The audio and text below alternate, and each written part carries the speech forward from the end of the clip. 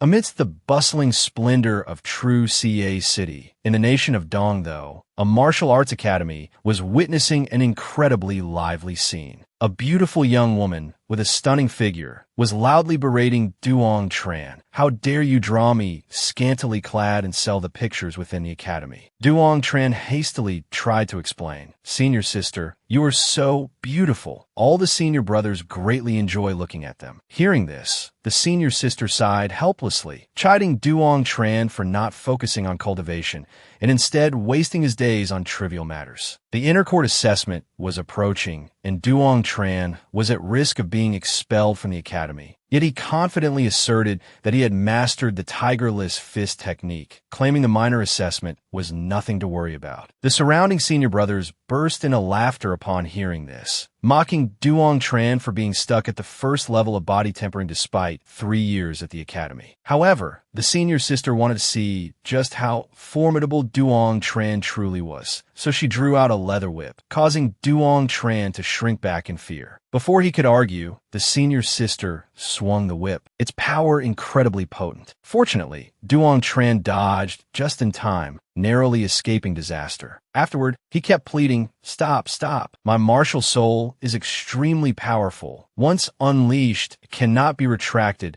and executing the tigerless fist unleashes immense power. I fear it might injure senior sister." Hearing this, everyone fell silent for a few seconds, then erupted into thunderous laughter again, thinking Duong Tran was daydreaming. The senior sister gave a cold laugh, asking, "Do you even know what a martial soul is?" Duong Tran immediately puffed out his chest, replying smugly, "Of course I know. A martial soul is a talent bestowed upon martial artists by the heavenly Tao Master, hailed as the favored children of the heavens." The senior sister was speechless, only able to watch as Duong Tran proudly puffed his chest. "I'm a great heavenly Tao Master." Just then, a scornful laugh echoed from behind. Tu Luong appeared, relentlessly mocking Duong Tran, saying he had been in the academy for 3 years, yet his cultivation remained at a low level, and still shamelessly called himself a heavenly Tao Master. Truly a foolish piece of trash, ignorant of the immensity of heaven and earth. Seeing Duong Tran remain silent, Tu Luong pressed his advantage, provoking, "If you have the guts, show us your martial soul then." The senior sister, finding Tu Luong's behavior excessive, spoke up to intervene. But at this moment, Tu Luong had already prepared his attack, intent on helping senior sister teach this boastful, good-for-nothing a lesson. The surrounding senior brothers, far from intervening, commented with relish. Tu Luong has reached the peak of the second level of body tempering. This time, Duong Tran is surely done for. Another senior brother chimed in, "Serves him right for bragging. Let him get beaten into remembering his place." Tu Luong charged towards Duong Tran like a madman. Yet, within Duong Tran's eyes, there wasn't the slightest trace of worry or fear. Suddenly, a powerful surge of flame erupted outwards, sending Tu Luong flying to land flat on his back, staring up at the sky. All 500 senior brothers stood utterly dumbfounded, jaws agape. And over here, Duong Tran stood tall and imposing. Behind him materialized a colossal, flaming black dragon. Only now did he truly resemble a protagonist bathed in glory, not the jester he had appeared to be moments before. Seeing this, senior sister grew anxious that Duong Tran might lose control and inadvertently send everyone present to meet the king of hell. Hastily rushed forward to assess the situation. Gazing upon Duong Tran's godlike profile and eyes that seemed to burn with fire, senior sister let out a soft sigh, hoping he would swiftly advance his cultivation, participate in the inner court assessment, and not let his innate talent go to waste. Duong Tran instantly reverted to his vacant expression, as though nothing had transpired, while simultaneously thanking senior sister for her guidance. Meanwhile, the assembly of senior brothers stared blankly at Duong Tran's retreating figure, finding it hard to believe that this young man had truly awakened a martial soul. Truly, life is full of unpredictable turns, At that very moment, two young women, smitten by handsome faces, were squabbling over claiming a husband. They presumed the fortunate young man was Duong Tran, but in reality, it was Kim Vo Kiet, the most powerful disciple in the outer court, who had stolen the hearts of countless maidens. Kim Vo Kiet happened to spot Duong Tran passing by. His eyes instantly brightened, and he called out loudly, "Big bro." Duong Tran swiftly turned his head, only to see Kim Vo Kiet bounding towards him like an eager puppy, leaping into his embrace. This display of profound brotherly affection nearly caused the onlookers, especially the girls, to cough up blood in frustration. How could the elder brother of the outer court's top disciple be Duong Tran, the one ranked dead last? However, Duong Tran paid this no mind whatsoever, as he was preoccupied with boasting to Kim Vo Kiet about how he had terrified those beasts, making them tremble uncontrollably in fear. Oh, what a gratifying feeling. Duong Tran even seized the chance to flaunt his martial soul, as majestic and awe-inspiring as a true dragon. Even Lycon Lam would have to kneel at his feet in reverence. Kim Vo Kiet could only laugh teasingly at senior sister Lai. "Why don't you cast a flirtatious glance at senior brother?" Duong Tran, smug and boastful, declared, "Lycon Lam's gaze upon me is truly scorching. If no one else were here, senior sister would surely have thrown herself into my arms already." But immediately after, Duong Tran feigned regret, saying he couldn't possibly wrong Mo Tuet. Kim Vo Kiet immediately suggested Duong Tran should go inform Mo Tuet that he had awakened his martial soul. At this, Duong Tran was overjoyed and immediately dashed straight towards Mo Tuet's small courtyard. But before he could even reach the gate, his path was blocked by a fair-skinned girl with full lips. Quick as the wind, Duong Tran hid behind Kim Vo Kiet, forcing Kim Vo Kiet to reluctantly step forward, calling out, "Sister Thatch Lu, we wish to see Mo Tuet." Thatch Lu's eyes widened, and she asked coldly, "What is it?" The two brothers broke out in a cold sweat, but Kim Vo Kiet still managed to say they had business. However, Thatch Lu remained adamant, refusing to let them pass, contemptuously picking her nose as she said she would relay the message. Her arrogant attitude infuriated Duong Tran. He yelled, "We are looking for Mo Tuet. What business is it of yours? Get out of the way." Far from being intimidated, Thatch Lu mocked Duong Tran for being foolish. Seeing Duong Tran's eyes darken, she laughed heartily with glee, explaining to Duong Tran, "Mo Tuet doesn't want to associate with a failure like you. Mo Tuet is destined to enter the inner court, take on a new position, while you remain at the bottom rung of society. It's best if you go your separate ways. Don't cling on any longer." Duong Tran was heavily struck by this blow, adamantly refusing to believe Thatch Lu's words. Just as the situation grew tense, a long-haired young woman approached. The young woman had an innocent face, pure and bright. It was none other than the oft-mentioned Mo Tuet. Before Duong Tran could speak, Kim Vo Kiet bluntly asked Mo Tuet what she meant by this. Mo Tuet appeared frail before Kim Vo Kiet, but turned a sharp gaze upon Duong Tran. She said, "We have both grown up now. Things are not as they once were. It would be better if we kept our distance from now on." Having spoken these harsh words, Mo Tuet looked at Duong Tran with a hint of worry in her eyes. Duong Tran's expression darkened, showing no emotion whatsoever, coldly uttered a single word, "All right," then turned and walked away. Before leaving, Kim Vo Kiet didn't forget to remind Mo Tuet not to regret this later. The two brothers quickly left Mo Tuet's small courtyard. Not long after night fell, the two were sitting in their own courtyard. Duong Tran, while focused on his cultivation, was suddenly drawn to a book that materialized out of the void. Duong Tran was astonished, muttering, "What is this?" The book radiated powerful energy, automatically flying into Duong Tran's hands. It turned out to be the legacy of the Primordial Demon Dragon Martial Soul, the Primordial Demon Dragon Art. Duong Tran opened the book, and 3 blood-red words, Tam, Tien, Kin, appeared before his eyes. With Duong Tran's current strength, he could only cultivate the first volume. According to the instructions in the book,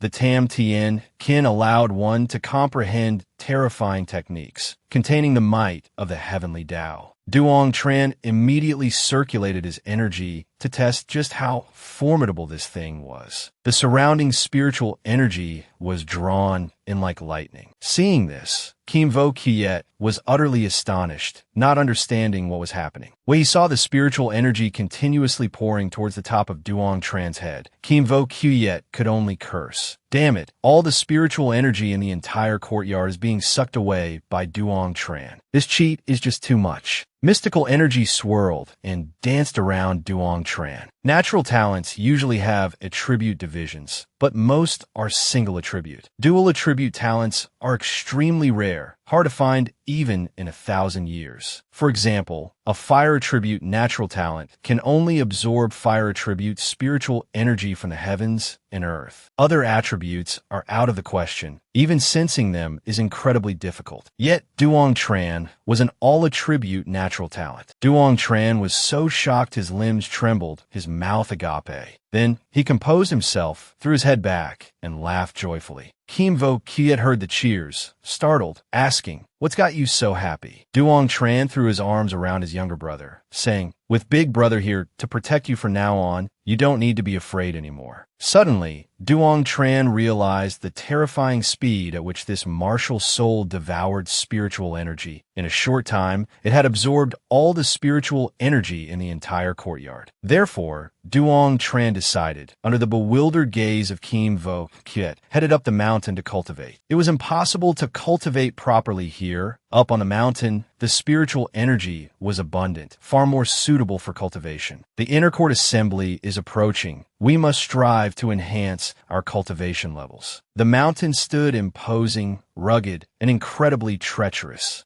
Duong Tran sat down with solemn focus and began to cultivate. Immediately, the surrounding spiritual energy surged violently, rushing directly towards Duong Tran, making him appear like a colossal torch. Kim Vo Kiet watched from a distance, sweat beading on his brow, exclaiming inwardly, "Senior brother is truly a peerless master." He hadn't expected Duong Tran to be able to absorb such pure, true fire of the sun. The spiritual energy flowed ceaselessly into Duong Tran's body. At this moment, Duong Tran was panting heavily, his entire body scorched by the flames. Yet he remained as steady as a rock, utterly unshaken. In just a single day, Duong Tran broke through to the second level of the body-tempering realm, a feat that had taken Kim Vo Kiet 2 whole months. Faced with such overwhelming speed, Kim Vo Kiet sat down to cultivate without hesitation. If this continued, he would be left far behind by his senior brother. Only when the sun dipped below the western horizon did Kim Vo Kiet startle awake, opening his eyes, seeing Duong Tran transformed into a completely blackened figure, like charcoal. Kim Vo Kiet rushed over in panic, calling out as he ran, "Senior brother, don't scare me." Suddenly, the outer layer of char cracked and fell away, revealing a robust physique beneath. Duong Tran sprang up, completely unharmed, having directly broken through to the third level of the body-tempering realm. The third level of the body-tempering realm is the stage of refining the body, requiring the expulsion of impurities and tempering the muscles to become even stronger. Therefore, it is the most difficult hurdle among the first 3 levels of the body-tempering realm. Even Kim Vo Kiet had needed 3 months to succeed. Yet, Duong Tran accomplished it in less than a day. Truly an overwhelming feat, however. The impressive moment lasted barely 3 seconds. Duong Tran's stomach began to rumble loudly. He could only smile wryly at Kim Vo Kiet. "Little Kiet, I'm hungry." Kim Vo Kiet naturally couldn't bear to let his senior brother starve, instantly darting off, finding food in the blink of an eye. A few minutes later, Kim Vo Kiet returned, carrying a giant bull on his back. This bull had been knocked unconscious and soon transformed into fragrant roasted beef. Duong Tran, without hesitation, devoured it greedily. His ravenous appearance made Kim Vo Kiet slightly uneasy. Despite having gnawed down to the bone, Duong Tran was still not full. The gnawing hunger made him realize something was wrong with him. Seeing this, Kim Vo Kiet guessed it was the martial soul playing tricks. Duong Tran was breaking out in a cold sweat when he suddenly became aware of something. A black vortex appeared in the air. sweeping away all the surrounding trees, flowers, and grass. In the blink of an eye, the area was leveled. Duong Tran's hunger also vanished. Kim Vo Kiet, hiding behind a large rock, felt fortunate for his quick escape. Otherwise, the vital energy within his body would have been drained completely. Duong Tran felt brimming with power, making him incredibly excited. Kim Vo Kiet couldn't help but admire, breaking through 2 major realms in just half a day. Quickly, try out your fist technique. Let's see if anyone under heaven can compare to you.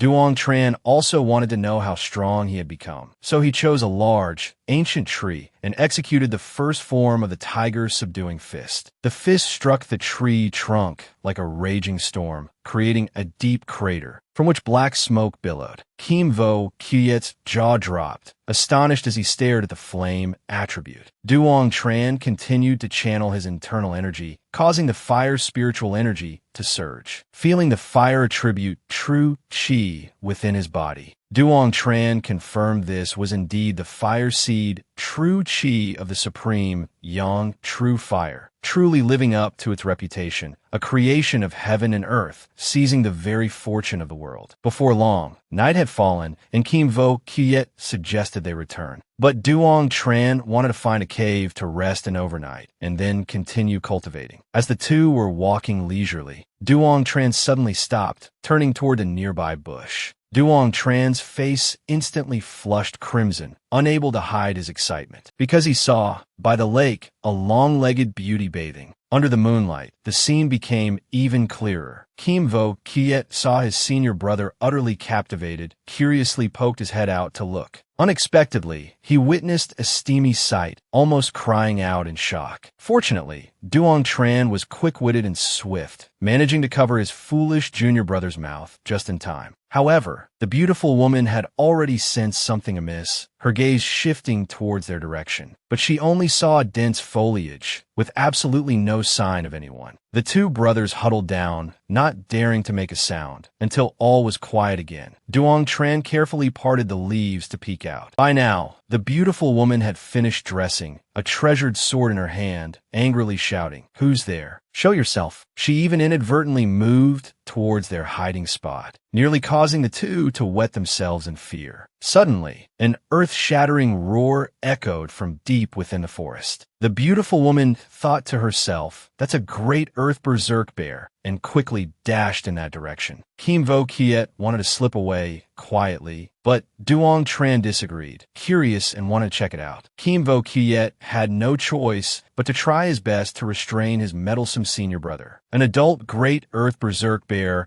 typically possesses the strength of the 8th level of the body tempering realm. Even he would not be able to defeat it. But the word fear did not exist in Duong Tran's vocabulary. He simply charged straight ahead. "That young lady is already gone. What's a man like me got to be afraid of?" The great earth berserk bear was indeed a ferocious bear with a massive body. It roared madly, swinging its claws, repeatedly smashing the ground, causing the earth to crack. Yet, it couldn't even touch a single hair on the beautiful woman. Duong Tran recognized her as Tien Linhai and told his junior brother to go help. However, Kim Vo Kiet calmly stated, "This bear isn't fully grown yet. Besides, it's already heavily injured. It won't last much longer." Hearing this, Duong Tran continued to watch the battle. Tien Linhai moved like a phantom, executing her movement technique, delivering a fatal blow. Fresh blood splattered. The bear let out a pained cry before collapsing at Tien Linhai's feet. She asked coldly, "Are you two still not going to show yourselves?"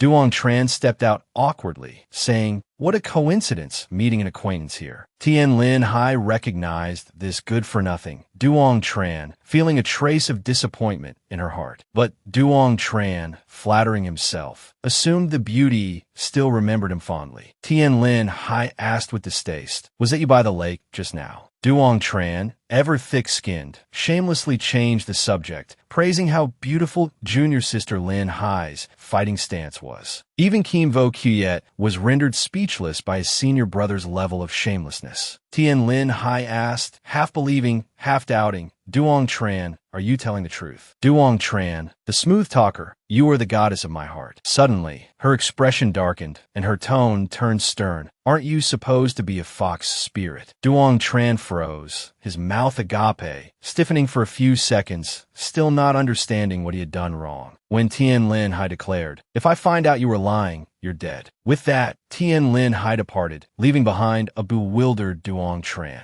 Kim Vo Kiet kindly reminded him, 3 years ago, when you first entered the martial academy, you met Linhai. She was only 12 years old then. At that time, you said that being so beautiful at such a young age, she would definitely grow up to become a fox spirit. Duong Tran couldn't believe Linhai still remembered that incident. As Kim Vo Kiet teased, if you managed to marry her, your father would surely be overjoyed. Duong Tran sighed, then declared grandly, "I'm only 15, and a great heavenly Tao master at that. I haven't even seen all the beauties in the world yet. Linhai is just a spare tire." In the blink of an eye, half a month passed. An old farmer was startled by Duong Tran's scantily clad appearance. The two, dressed in rags, their haggard and miserable figures attracted countless stares from passers-by. Duong Tran grumbled inwardly, "This Tam Tian kin is truly too powerful. It's just that clothes are easily burned to ashes." Kim Vo Kiet advised Duong Tran not to be greedy. Thanks to this cultivation technique, Duong Tran had reached the peak of the 5th layer of the body-tempering realm within half a month. Hearing this, Duong Tran's mood instantly brightened, agreeing to protect his junior brother. Kim Vo Kiet reminded him, "Today the rules for the inner court selection test will be announced in the outer court square." Duong Tran hurriedly changed his clothes, making haste to participate in the assessment. Meanwhile, the outer court square was bustling with excitement. Lycon Lam stood calmly reading a book,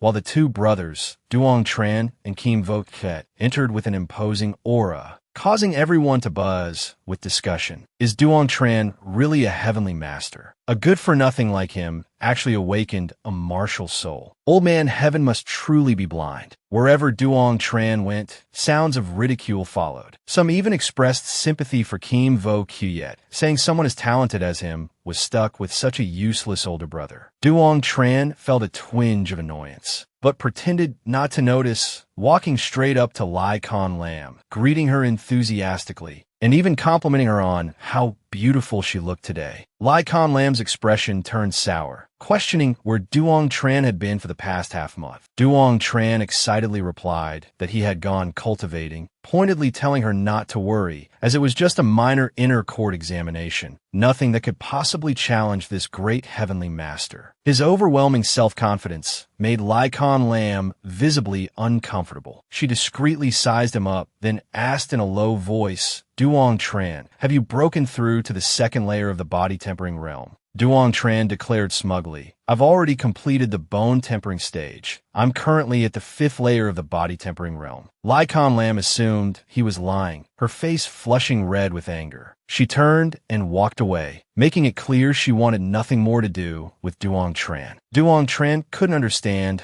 why his senior sister was angry. It seemed she didn't believe a word he'd said. Kim Vo Kiet thought to himself, "Senior brother speaks so shamelessly. From the 1st layer to the 5th layer of the body-tempering realm in just half a month. Only a ghost would believe that." Suddenly, a white-haired elder appeared, announcing the rules for this examination. The inner court assessment is divided into 2 stages. Stage 1. Candidates may freely form teams, 3 people per team, and enter Zhaoxia Mountain. You may use any method to collect spirit herbs or spirit beasts. The prerequisite is that you return alive. If you encounter danger, you may call for help. The nearest teacher will ensure your safety, but calling for help also means disqualification. The team that collects more materials, the higher their score. Gather back here in 3 days. Regarding the rules for the 2nd stage, Lycon Lam sashayed over, saying these rules were very suitable for Duong Tran, suggesting he could team up with Kim Vo Kiet and then find another formidable person. That way they could achieve a very high score. However, Duong Tran wasn't interested, because just he and his junior brother were enough to turn Zhaoxia Mountain upside down. Lycon Lam, failing to achieve her goal, left in a huff, not forgetting to curse Duong Tran a few times. Kim Vo Kiet naively thought senior sister Lai genuinely cared about his senior brother. Cares. Bullshit, Duong Tran immediately retorted. She only cares about the reward. Not long after, all the candidates moved to Zhaoxia Mountain to participate in the examination. Kim Vo Kuyet pressed Duong Tran. Are you sure you don't want to find more people? Duong Tran casually replied, let's see how things go. If we find someone formidable, we'll pull them in, better than carrying an extra burden. That sounds reasonable, Kim Vo Kuyet agreed. By chance, he saw Mu Tuet and told his senior brother to look. Duong Tran glanced over and saw her laughing and chatting happily with a male student, and that male student with slanted bangs and narrowed eyes was Wen Zhengming. Kim Vo Kuyet casually relayed some information about this person to his senior brother. Wen Zhengming is the young master of Guangyuan Apothecary, and also a student of the White Tiger Pavilion's inner court. Duong Tran shot a cold glance, said to ignore her. Whoever she wants to team up with is none of my business. However, as soon as Wen Zhengming saw the two brothers, he sneered and said, isn't this the genius Kim Vo Kuyet? Teaming up with your useless older brother. I'm afraid you won't pass the test. Kim Vo Kuyet shot out a gaze as sharp as a knife, saying, what's it to you? Wen Zhengming acted as if he hadn't heard. The corner of his mouth lifted into a sinister smile, saying, just a kind reminder, don't be too stressed. After that, he feigned innocence, wished them good luck, and left with Mu Tuet. The two brothers' faces turned black as soot, and they continued deeper into the forest. When the other candidates saw Kim Vo Kuyet and Duong Tran teamed up, they constantly mocked them, saying although he is very formidable, but saddled with a useless older brother, surely no one would want to join their team. It seemed Kim Vo Kuyet would have to shoulder a heavy burden this time. Night descended, and a great earth berserk bear appeared. It let out an earth-shattering roar,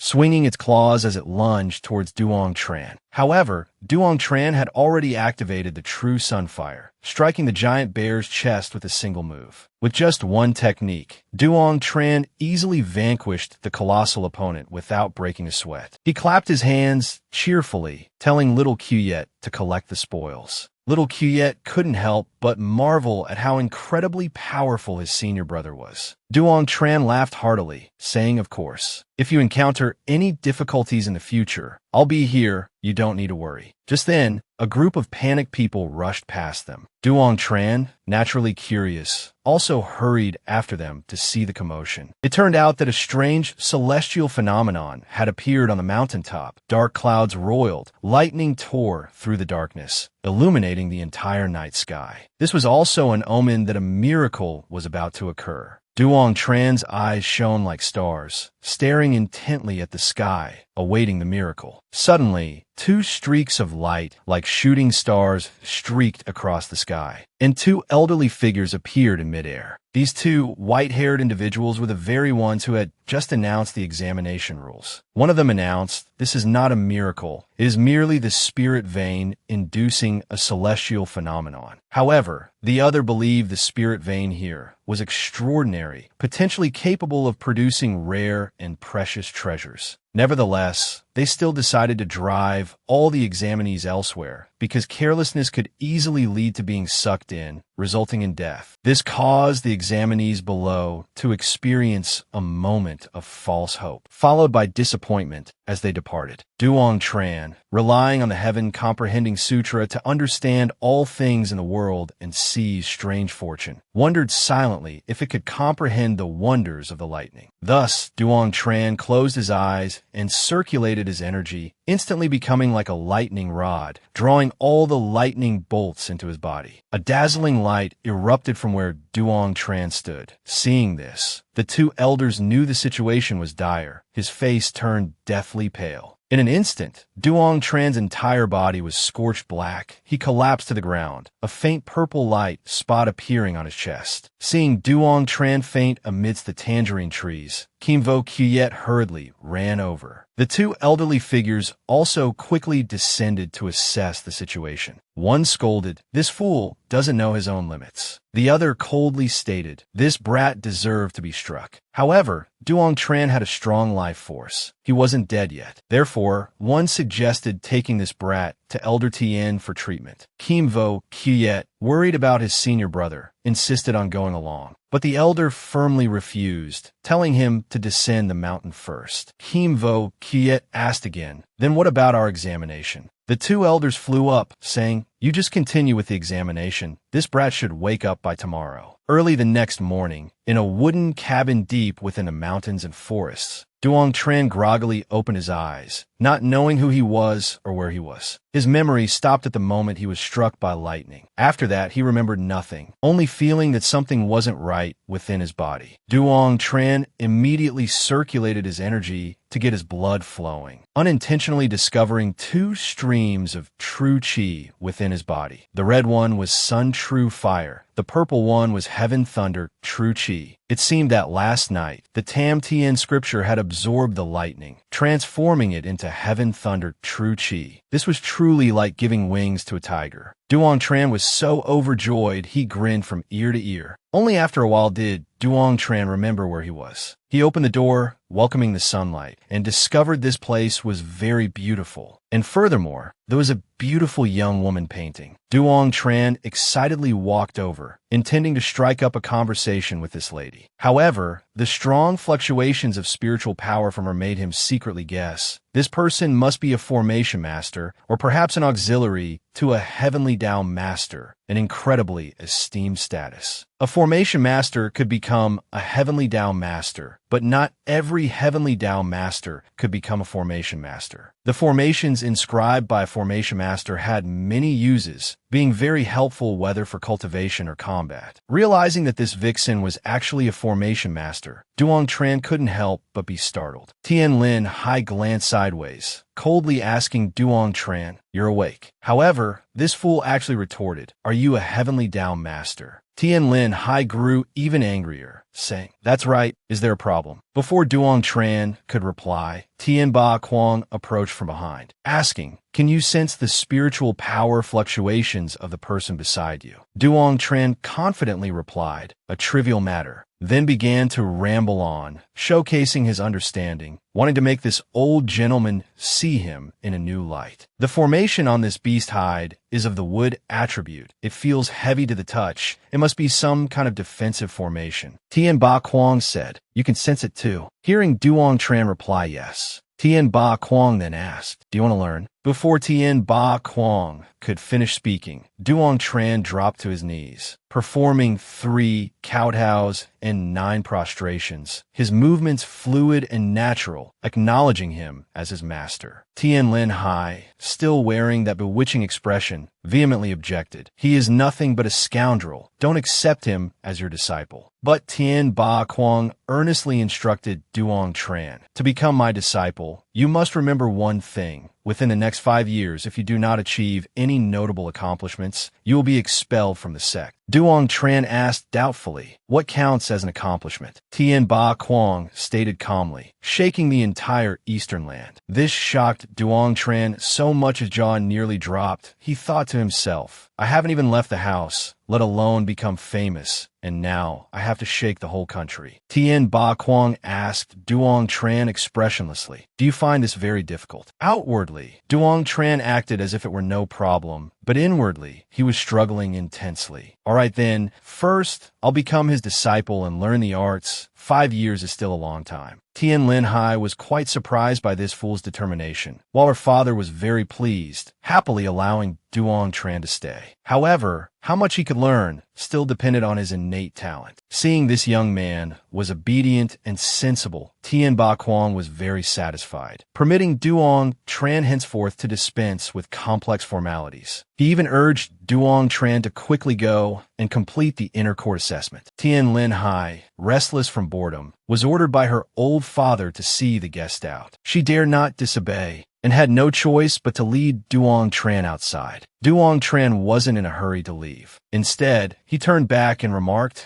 "I didn't expect little sister Linhai to be a heavenly Tao master. You hit quite well." Ignoring her indignant retort, Duong Tran continued with a sly smile, "What's your current cultivation level? Have you broken through to the 6th level of the mortal shell realm yet?" Tien Linhai was fuming, snapping, "What's it to you?" Then, with a bang, she slammed the door shut. Yet Duong Tran kept chattering after her, muttering things like how she'd look prettier with her hair up in a bun. Meanwhile, atop a towering mountain peak, a fierce wolf confronted Kim Vo Kyet. He showed not a trace of fear, calmly waiting for the furry beast to charge. Kim Vo Kyet swung his sword lightly, and a single strike sent the beast plunging into the deep abyss. Duong Tran arrived just then, praising admiringly, "Your swordsmanship grows ever more masterful." Seeing his senior brother, little Kyet hurriedly ran over to ask about his well-being. Duong Tran boasted arrogantly, "Mere bolts of lightning, nothing more than mosquito bites." Little Kyet, reassured by this, pulled his senior brother along to hunt beasts. Time flew swiftly, and in the blink of an eye, 3 days had passed. As scheduled, everyone gathered towards the main square. The moment Van Shin Min saw the two brothers, he immediately sneered. So, in the end, still no one was willing to join your team.